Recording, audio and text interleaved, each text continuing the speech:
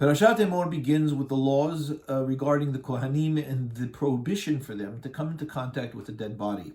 A Kohen can only come into contact with 7 people who have died, 7 closest relatives: a father, mother, brother, sister, son, daughter, and a wife. Otherwise, the Kohen is not allowed to come in contact with any dead body, and that includes being in the same room as a dead body.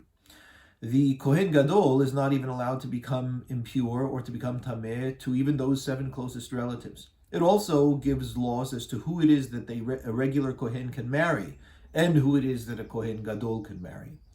The parasha continues to speak about the offerings that we bring, the animal offerings that we bring in the Mishkan and later in the Beit HaMikdash, and cautions us against bringing animals with blemishes, that when we bring a korban to God, it must be whole and not deficient in any way. It means that it cannot have any kind of physical blemishes or ailments for that matter.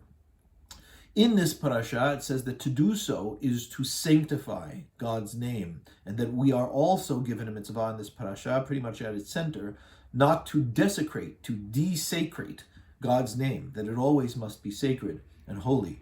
In Hebrew, we call these Kiddush Hashem and Hilul Hashem.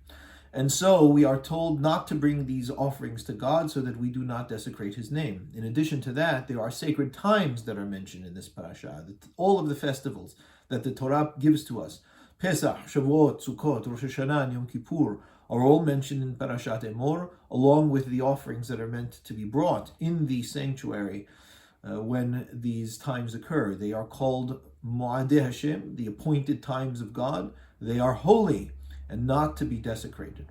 And in this theme of holiness and the sanctity of God's name and the desecration of God's name, the parasha ends with an interesting story in which the very name of God is blasphemed by a person in Israel whose mother was an Israelite, but whose father was an Egyptian.